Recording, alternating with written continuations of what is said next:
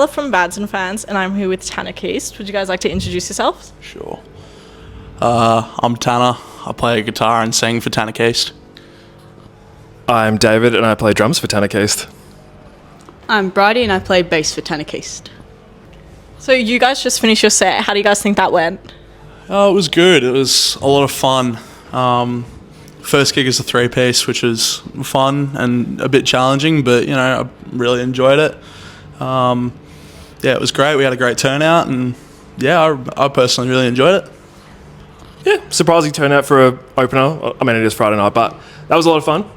I had a lot of fun. That's all I can say. It's more fun than I thought I'd have after waking up at 5:30 this morning. Ew. I had more fun having more space to move. That was very fun.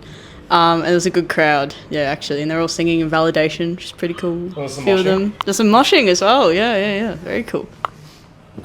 We love a good mosh, honestly. Speaking of validation, is there anything you guys changed about that song or anything you took away while making it? Not really. I mean, the song kind of just came together within about 15 minutes, really. I was listening to a lot of Good Sniff, actually, funny enough. And I don't know, I just wanted to write something that was still, it was kind of had a pop sensibility about it, but I still wanted it to be somewhat rock. And then I just started playing those chords and then, you know, got the song structure and then literally wrote the lyrics in about 5 minutes. So it kind of just came together and, yeah, it's pretty much how it came together. And you guys have a new song coming out soon called Chrysalis. Can we get anything about that song? Can we hear something about it? It's a bit heavier than Invalidation, but yeah, that was one of the first times where I actually felt like I could write something half decent. So yeah, it's a little bit heavier, a little bit groovier, and at the moment it's actually probably one of my favourite songs to play at the moment. Yeah, I always... It's got a cool swing. It swings pretty cool. It does. Yeah, like it's like heavy, but it's got the I don't know, just like the way we play it live, it just has a bit of a little pizzazz. How did it go? Jesus. Yeah, what he said. When, how, and why did you guys start playing? Music was kind of always in my family. My dad's a musician. And when I was about 4 years old, he showed me a video of Green Day playing American Idiot. And I thought it was the coolest thing in the world. So I was like, I want to be like him. So that's pretty much what got me into music. And then I learnt, you know, all about like the grunge movement, you know, like Pearl Jam, Nirvana, Soundgarden, Silverchair, all that kind of stuff. And yeah, it's kind of where it took off for me. What was the question? How did we start playing music? Yeah. My brother played bass for a long time. He was about 6 years older than me. And he always said, "Oh, Dave, you got to play bass. And you could be like amazing by the time you're 18. But I thought that was lame to copy my brother. I didn't want to play guitar either because I thought that was lame too. So I did the natural rhythm section thing, picked up the drums after he showed me Master of Puppets by Metallica. And that started it all, basically. Then, yeah, we just kept going from there. And we had a bet, my brother and I, when we were young, I think I was maybe 14, 15, who could get on the cover of Rolling Stone first. It was the stupidest bet, but that's what sort of made me want to like really get into it and that sort of thing. Nice. I just started playing guitar in like primary school just because, you know, everyone learns an instrument. And then, I don't know, I just didn't stop. And in high school, I jumped onto rock stuff like Alice Cooper and The Offspring, so that's pretty cool. And then got myself into a band. And from there, I went on to drums in a band, back into guitar in a band, and now I'm on bass, which is very fun. So it wasn't my first instrument, but it's very, very fun, and I'm really enjoying it. I'm really enjoying playing with you guys now. Would you look at that? And what's the best and worst thing about being in a band? The best part, playing with all my friends. And writing. I love writing so much. I feel like, I don't know, it's like a puzzle. It's like, yeah, I mean,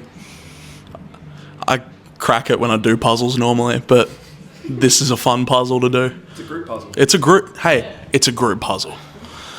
But yeah, writing and playing with all my friends. The best part, I think it's just like, I don't know, the rehearsals, just shenanigans, just being ridiculous. Like some of the things that come up at rehearsal, just so ridiculous. My least favourite is probably writing. I hate writing. It's so like, I don't know, it's so, like it's sort of like... If you're a drummer. Yeah, I don't know, it's just like when things don't work and it's really frustrating. Hang on, how does it make you feel? When you play a riff and it's just like, it doesn't come straight away, then you just go like... Did you get that? Yeah. That's probably, I mean, I do like writing because when it all comes together and it flows. Like in this band, I hated writing in other bands, but in this band it's really natural. Like Tanner and I think we have really good chemistry being in bands in the past. So it flows really well, but in general, writing. I'm really enjoying playing on stage with you guys. It's really fun. I'm loving being able to jump around, be a bit playful with it all. And also taking in the writing stuff's really cool. I'm really excited for that to keep going. And and also having like our own little warm-up song before gigs. Just low rider. Low rider. Ding, ding, ding, ding, ding, ding. That's the best. Yeah, and having our little dance before gigs to hype us up. That is so fun. Yeah, I've never had that with another band. It's very fun. Died with the window as well. Yeah, David almost died in this room. No, David told me. So before our headlining gig, our first gig as a band, we were all really, really nervous, jumping around this room, listening to Lowrider, trying to pump up. I was so nervous. So like I got some fresh air at the window that was open. You can't see the window, but it's like one of those old style sliding windows. And as I put my head in to go, all right, let's go play, it slammed down like from all the way, just missed me by maybe about a second and a half, and it broke the lip off the actual timber, I don't know, windowsill. And it was the loudest bang ever. But I was so full of adrenaline and so nervous that it honestly didn't even faze me. And I forgot about it until like 2 hours after we finished the set, so... I think the funniest part was that I was downstairs just like hanging with my family or something, and then I was just chilling. You guys come down, and I'm like, right, let's go. We get up and play the show. It was great. And then literally maybe half an hour after the show, they just turn around and be like, oh yeah, David almost died. And I'm like, right, okay. I don't think I would have died. No, but it was just funny. You were just like, yeah, almost died. I was like, thank God you didn't. Anyway. What's been your best and worst show by far? And why? In this band? In this band or just in general? Could be in general. I'll have a crack.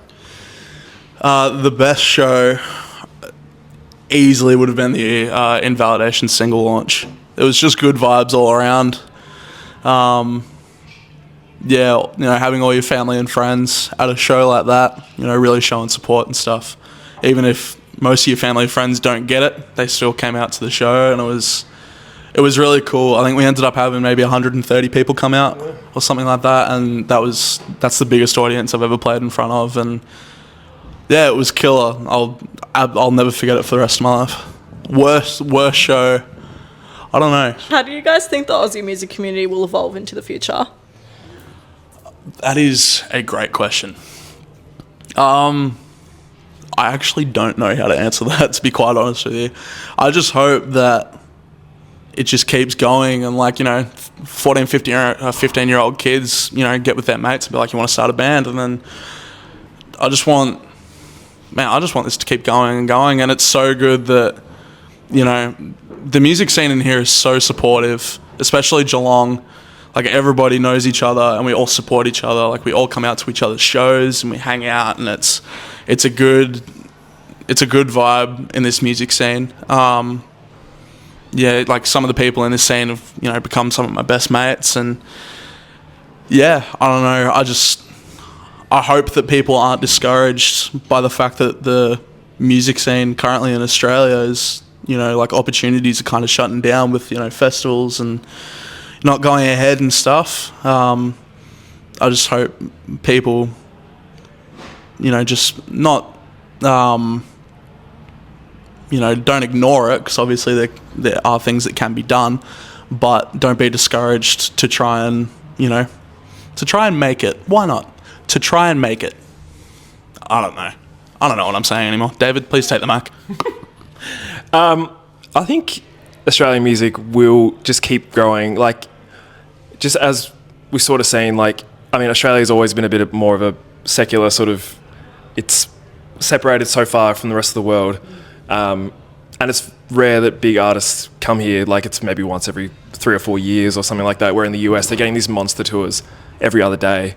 But it seems like the amount of exports that Australia is doing now is just growing so rapidly, like the mass type of bands that are coming out and making it big overseas. And I think just the way how much more accessible music is getting to get into, like in terms of production and writing, like everything's just becoming so much easier to do at home, and like anyone can have a hit song and blow up overnight, really. So I think Australian music will continue to keep growing and artists will want to come here more.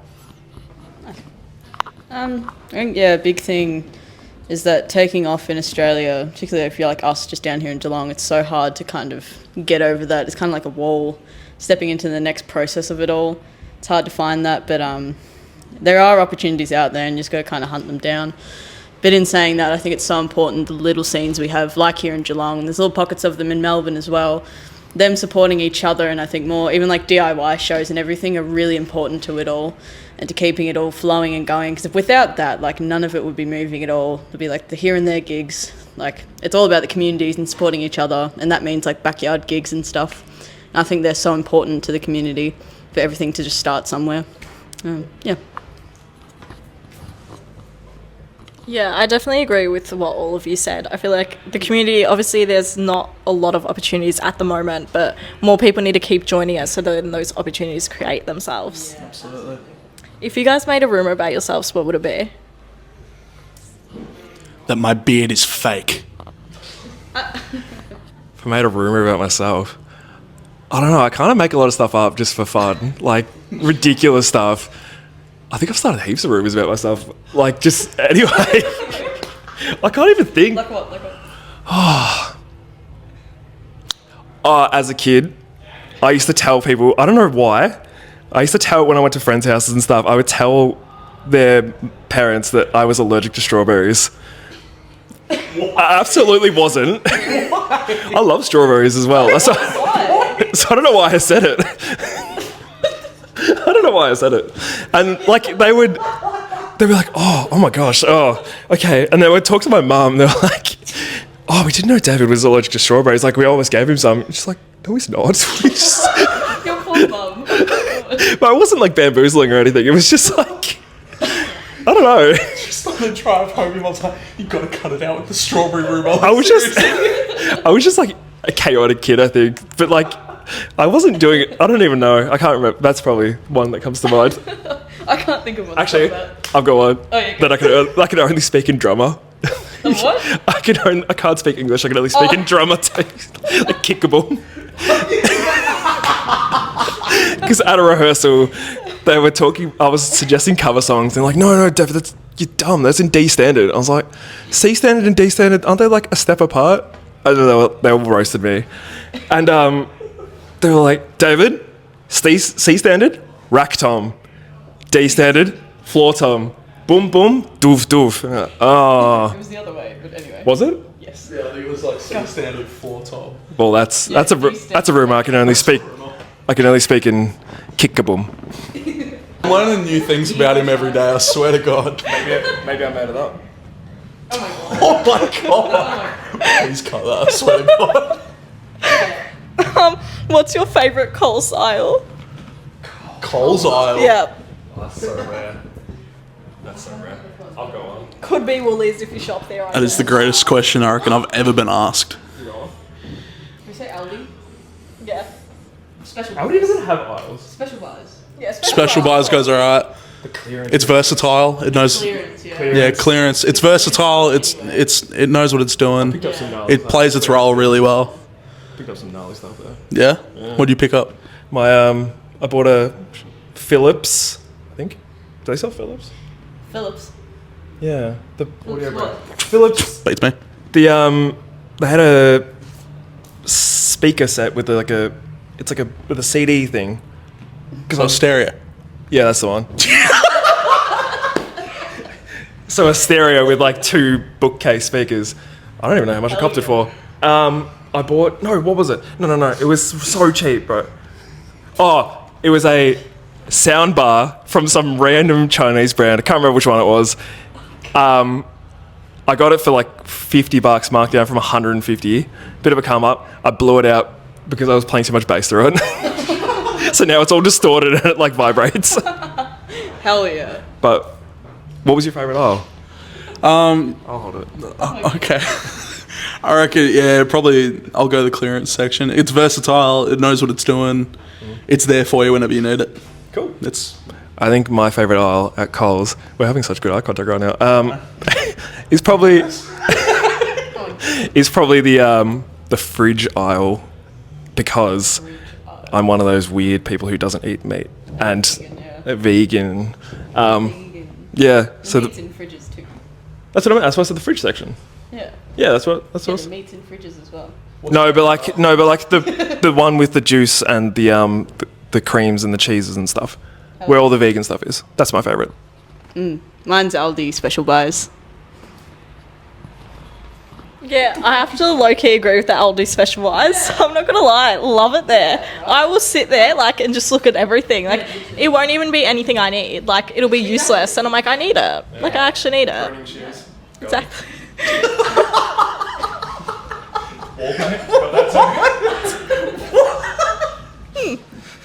Running shoes, got them. 2-stroke generator. All here at Aldi. What's your... Please sponsor us, Aldi, please. It's like knockoff Bunnings now. Anyway, I'm so sorry. It's okay. It's okay. Funny content, guys. We love it. Oh yeah, it's content. What's your go-to pre-gig drink or food? I'm kind of just water. I don't really eat before a show just because, I don't know, it helps me sing better if I don't have anything in my stomach. So I'm kind of just all over the waters. Gotta love a bit of H2O. I am so bad and I don't eat before playing either, and I really should, because I always shake afterwards. I always feel so weak. Carlton Draft goes alright. On tap from the ice cold that they got downstairs. One more time. Oh, was it? Yeah. I can't do it again. Yeah, a water and a beer. That's what I did tonight. A water and a beer. And it felt really nice. Do you water down the beer? No. Beer water. Beer water, ew. It's got water in it. Yeah, I tactically have nothing to eat all day. I'll have a huge breakfast and then I won't have anything else the whole day. That's just what I need to do. But then, after the gig, love having fat pub meal, palmy or something. So good. And a Guinness on tap. That's pretty good. I know it's rare, but it's good when you find it. Not rare good. Also, I'm going to say this for the record. It's palmy, not Palmer. It is, thank you. It is palmy. For God's sakes, look at me in the eyes. It is palmy, right? Palmy. You Satan worshippers calling it Palmer. How do you spell the word Parmigiana? That's what I thought. I got the okay from the camera person. Hey? We've got a bunch of Palmers going on. That's not all good. I'm out of here, no. And last question, anything to promote or say to anyone watching? Got a new song coming out May 23rd. It's called Chrysalis. Get keen. Pre-save. Link will be in the bio of my Instagram, which is Tanner_Keast. And I want to say hi to my mum. Hi, Mum. Hi, Mum. Hope you're proud. We're all siblings. Ish. Yeah, we're all siblings. That's a rumour that we're going to start. Yeah, just shout out. Follow the band, because we post a lot on there. Lots of gigs coming up. We've got a full roster. I think 3 more in the next few weeks. Plenty more on the way. Heaps of new songs and stuff. May 15th next week. If you live in Collingwood or the surrounding region, playing it May 15th at the Tote. Yeah, that'll be a fun one. It's a Thursday night, so if you live in the area, or if you want to come down from Geelong, just get a late train home. Do you have anything you want to promote? Yeah, we've got the single launch coming up soon for Chrysalis. Yeah. So. Hell yeah. I'm glad you're doing because it gave me something to say. So keep an eye out for that single launch coming up. Yeah, keep an eye on the Insta. Hell yeah. And also just want to say thanks to everybody who showed support on Invalidation. We've just ticked over 4,000 streams, which blew my mind when that happened. Thank you. Been working really hard, so it's good to see that it's somewhat paying off. So thanks everybody for the support, and please come to the next show, May 15th. We're supporting Quiet Neighbours. It's going to be a killer show. Like, why would you want to miss it? Do you want to miss it? Like, the person watching right now, do you want to miss it? Yeah, I didn't think so. So get yourself a ticket, please. And also, thank you for doing this interview. Well, thank you guys so much. You guys heard them. If you missed the show, you're a loser. Like, what's wrong with you? Be there. But anyway, thanks so much for watching. This has been Bads Fans. Bye!